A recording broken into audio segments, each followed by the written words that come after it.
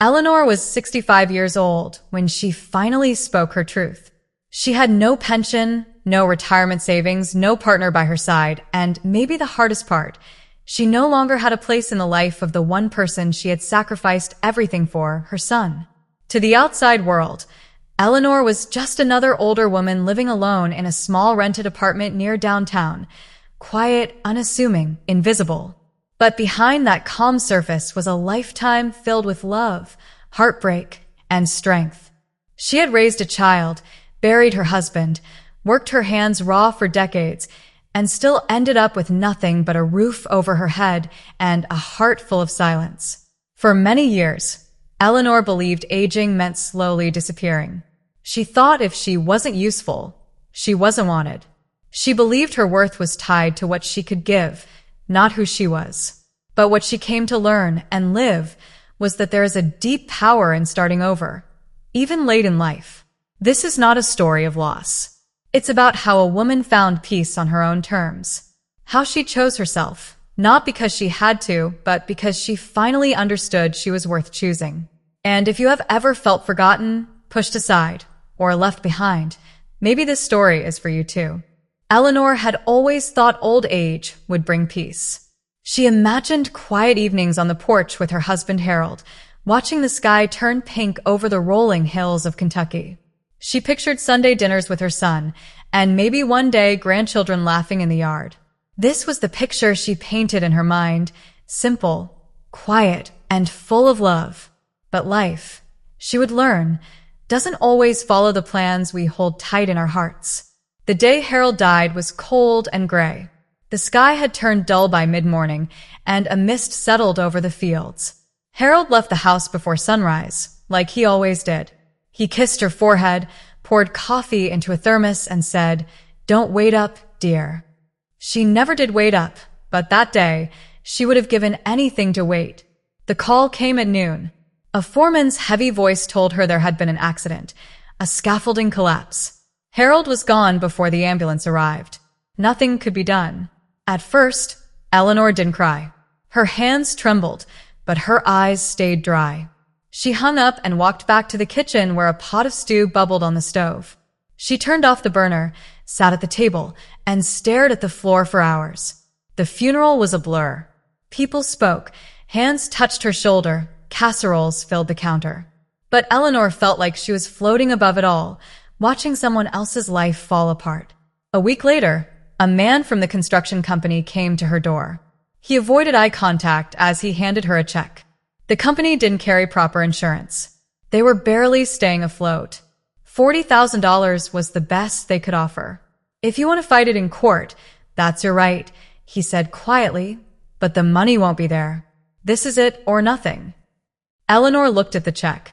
Her hands, cracked from years of hard work, trembled like leaves holding that piece of paper. $40,000. It felt like a slap, like blood money. Still, she took it and folded the check carefully, placing it in the back of the drawer where she kept Harold's wallet, reading glasses, and the watch he had worn every day for 20 years. She told no one, not even her son. She couldn't bear to say aloud that her husband's life had been reduced to less than the price of a new car. Without Harold's income, things became tight. The house wasn't expensive, but bills added up fast: heating oil, groceries, property taxes. She stopped buying meat and stretched every dollar. She took mending jobs for neighbors, patched clothes, and sold eggs from the coop. Her son, still in high school, wanted to help, but Eleanor refused. "Your father wanted better for you," she told her son. "You'll get there." But deep inside, she was scared, not just of the bills or being alone, but of quietly fading away with no one left to carry her story. Her son was always ambitious, even when he didn't know exactly what he wanted. After graduation, his test scores weren't enough for college scholarships, and they couldn't afford tuition. He was restless, full of dreams, and determined to leave their small town. "I want to go to Chicago," he told her one morning over toast. "There's work there, mechanic jobs. I can make real money." Eleanor's heart sank, but she nodded. How could she say no? He was 18, full of fire and hope. Before he left, She gave him $1,000 in cash. Money she had saved for months by cutting every corner. For emergencies, she said, "Don't touch it unless you really need to." He hugged her tight, kissed her cheek, and promised to call every Sunday. At first, he did. He called every week, telling her about the city, how fast everything moved, how loud it was, how different from home. He said he worked at a repair shop, starting with oil changes and tire rotations, and that the manager liked him. Then one Sunday, his voice changed. Nervous and hesitant, he said, "Mom, can I ask you something?" He explained that rent was expensive, $1,000 a month for a studio. That's $12,000 a year just disappearing, like throwing money away. He asked for help. If he could get some money for a down payment, he could buy a small apartment. He had found a place just right, and the bank would loan him the rest, but he needed help with the down payment. Eleanor's chest tightened. That money had sat untouched for nearly 2 years. She thought of it as sacred, Harold's final gift, a safety net. But his voice was soft and hopeful. "It's for us, Mom. For you too. One day I'll bring you to the city. We'll live in that apartment together when I make enough. You won't have to worry anymore." She wanted to believe him. She needed to. So she said yes. The next day, she transferred all $40,000 to her son's account. He bought the apartment. Small and unfinished, but his. He sent her a photo. Bare walls, mattress on the floor, a single window with the city skyline beyond. Eleanor printed it and pinned it above her sewing machine. She looked at it every day. She worked harder, planted more in the garden, took on more sewing repairs, raised 2 pigs instead of 1, sold everything she could during holidays, and sent her son the money. When he came home for Christmas, she gave him $500 in cash for paint or furniture. He smiled and took it but said little else. She never asked for anything back. The joy she saw in his eyes was enough. Or so she told herself. What Eleanor didn't know was this was the start of a slow unraveling, promises fading, love taken for granted, and a journey where she would have to find the strength to build a life not through her son, but through herself. Time has a way of quietly wearing down even the strongest bonds when effort is no longer shared. For Eleanor, the distance between her and her son had grown like dust settling in the corners of an empty room. At first, his calls came once a week, then once every 2 weeks. Eventually, they became unpredictable, rushed, and often started by her instead of him. Eleanor never complained. She told herself he was busy adjusting to life in the city, maybe overwhelmed with work or bills. But she felt the silence, the space, the slow unraveling of their connection. Still, she sent him small care packages, batches of cookies, warm wool socks, letters folded with $10 bills tucked inside. She added little notes with each one. "Stay warm. Don't forget to eat. Love you always." He rarely replied, but she clung to the hope that he appreciated them, that somewhere inside, he still felt her love even if he didn't say it out loud. Then came the wedding. Not through a phone call, not through her son, but through a neighbor. One crisp autumn morning, as Eleanor was bringing in her laundry, her neighbor Marge came over holding a bright envelope. "I think this came to me by mistake," she said with a small smile. "Congratulations." Eleanor stared at the envelope. Her hands suddenly felt heavy. Inside was an invitation. Elegant script, thick paper, a gold border. Her son was getting married. The wedding was in 2 weeks. In Chicago. She read it again and again. The words didn't change, but her heart did. First, disbelief. Then confusion. Then something harder, grief. He hadn't called, hadn't told her, not even a mention. For 3 days, Eleanor said nothing. She folded the invitation and placed it next to the photo of her son she kept on her nightstand. At night, she stared at it and wondered, was I not meant to know? Or did he simply forget I might want to be there? On the 4th day, she made up her mind. She packed her best dress, navy blue with a modest neckline and lace trim, the one she had worn to church weddings over the years. She booked a bus ticket to Chicago. 12 hours, 2 transfers. She didn't care. She would go. She would show up. The chapel was beautiful and modern, with floor-to-ceiling windows and white roses lining the aisle. Everything looked expensive and tastefully arranged. The guests wore tailored suits and pastel dresses, their smiles fixed and practiced. Eleanor found her name on a place card near the back of the hall. Her seat was in the last row, next to the door. She sat quietly, folding her hands in her lap. No one greeted her. No one asked who she was. Not even her son. When the music swelled and he walked down the aisle, he never looked in her direction. Not once. Tears filled her eyes, but she blinked them away. She didn't want to cause a scene. She didn't want pity. She just wanted, for a moment, to feel like his mother again. But she didn't. During the reception, Eleanor lingered along the wall, watching from a distance.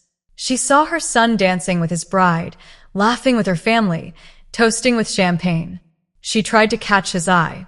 She raised her hand once, half-heartedly. He never looked over. No one asked her to join photos. No one asked her to stand beside the bride and groom. It was as if she wasn't there at all. She left before dessert was served. That night, in a small motel room near the bus station, Eleanor sat on the edge of the bed, her hands tightly clasped. The silence was thick. She whispered into the darkness, not expecting an answer. I don't think he saw me. After the wedding, things grew even quieter. Her son didn't call. Weeks turned into months. The packages Eleanor sent went unacknowledged. She left voicemails that went unanswered and sent birthday cards with no reply. She told herself he was busy starting his new life, adjusting to marriage. But deep down, she knew she was no longer part of the picture. Then, one afternoon, she heard the most painful news, not from her son, but from a neighbor down the street. Your son's a father now, isn't he? Marge asked casually. Someone mentioned his wife just had a baby girl. Eleanor felt the wind knocked out of her chest. She hadn't known. No phone call, no text, not even a photo. A granddaughter, her first grandchild, and she hadn't been told. Her hands trembled as she picked up the phone and dialed her son's number. It rang 4 times before someone answered. It wasn't him. It was her daughter-in-law. Oh, the woman said flatly. It's you. Eleanor tried to keep her voice steady. I just heard about the baby. I didn't know. The reply was sharp. Well, we've been busy. Your son has a lot going on. We didn't have time to update everyone. Eleanor said softly. I would have helped. I could have, I don't know, just been there. There was silence. Then the voice on the line shifted tone. If you really want to help, you can come take care of the baby. We're both working. We need someone during the week. Eleanor blinked. I'm not sure I can. My back isn't what it used to be. I have trouble lifting. The voice cut in. If you're too old to help, maybe you shouldn't expect anything from us. You want her son to take care of you? Then you need to be useful. Those words struck deeper than any silence ever had. Eleanor stood in the middle of her kitchen, holding the phone like it was burning her hand. Her knuckles turned white. She said nothing more. She hung up, and for a long time, she didn't move. The late afternoon light poured through the window, falling in golden strips across the floor.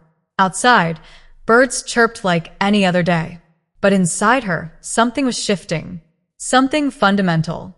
It wasn't just pain anymore. It was clarity. For the first time, she saw things exactly as they were. She had given everything. Her money, her time, her heart. All of it without question. And now she was nothing but a burden. Something to be used when needed, forgotten when not. She sat at the table her husband had built decades ago and stared out at the empty yard. And there, in the quiet, she made a decision. She would not beg. She would not wait for a phone call that might never come. She had spent a lifetime putting others first. Now, finally, it was time to choose herself. For days after the call with her daughter-in-law, Eleanor barely spoke to anyone. She didn't cry. She didn't pace. She didn't shout. She simply stopped. She stopped waiting for the phone to ring. She stopped planning packages she might never send. She stopped checking the mailbox for letters that wouldn't arrive. Instead, she began looking around her house, not at what was in it, but at what was missing. Her husband was gone. Her son was gone. The laughter, the warmth, the dinners, the holidays, the quiet joy of a life shared, they were all gone. The house had grown heavy with silence. Every creaking floorboard and ticking clock echoed louder than words. She would wake early out of habit but stay in bed because there was no reason to get up. She would walk past the pantry stocked with jars she had canned for someone who never came home. She would sweep the same spot on the porch out of routine, even though no one ever walked those steps anymore. Then one morning something changed. It wasn't dramatic. It didn't come as a sudden revelation. It came as a simple ache in her hip as she bent down to feed the hens. A familiar pain, but one that whispered a question. If not now, when? She stood up slowly, looked across the yard to the faded barn, and whispered into the morning air. What am I still waiting for? No answer came, but she already knew it. Nothing. No one. That afternoon, she opened a clean notepad and began to write. She listed what she owned, what she could sell, what she needed. She called a realtor. She made an appointment at the bank. She searched online for small apartments in nearby towns, places with sidewalks, grocery stores, public libraries, people. It wasn't about running away. It wasn't about revenge. It wasn't even about loneliness. It was something deeper. Self-respect. She had always told herself that being a mother meant sacrificing, enduring, giving without expecting anything back. And maybe in many ways that was true. But now she was more than just someone's mother. She was still a woman, a whole person. And that person deserved peace. So she sold the farmhouse. She sorted through boxes of old memories, choosing what to keep and what to let go. She wrapped her husband's photo in a soft towel and packed it carefully. She donated clothes, furniture, even the good china she had been saving for holidays that never came. Then, with everything she owned packed into the back of a borrowed pickup truck, she left. She did not leave bitter. She left free. Eleanor's new apartment wasn't much. A one-bedroom unit in a modest brick building just outside the city limits. The walls were thin, and the kitchen was barely big enough for two people to stand in. But it had sunlight. It had warmth. It had silence that didn't ache. It comforted her. Her neighbors were kind, quiet, mostly retired. They nodded in the hallway and held doors open. She liked that. She found a job at the local church, helping clean in the early mornings before the congregation arrived. It wasn't glamorous. It paid just enough to cover groceries, utilities, and the occasional cup of coffee at the diner across the street. But the work gave her something she hadn't felt in years. Purpose. She would wake before the sun, tie back her hair, put on her comfortable shoes, and walk the 2 blocks to the church with a small radio in her coat pocket. She'd hum along to old songs, mop the floors, dust the pews, and light a few candles when no one was looking. Sometimes, she'd sit quietly in the back pew before she left. Not to pray exactly, just to breathe. And for the first time in a long time, that was enough.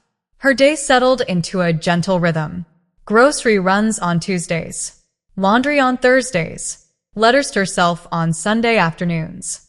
She no longer sent anything to her son. No more money. No more care packages. No more voicemails she wasn't sure would ever be heard. At first, that silence felt strange. But then it began to feel like strength. She started planting herbs in small pots by the window. She hung a wind chime outside her door. She bought herself flowers from the corner store on Fridays. Every now and then, she would see a mother walking with her child and feel a pain in her chest.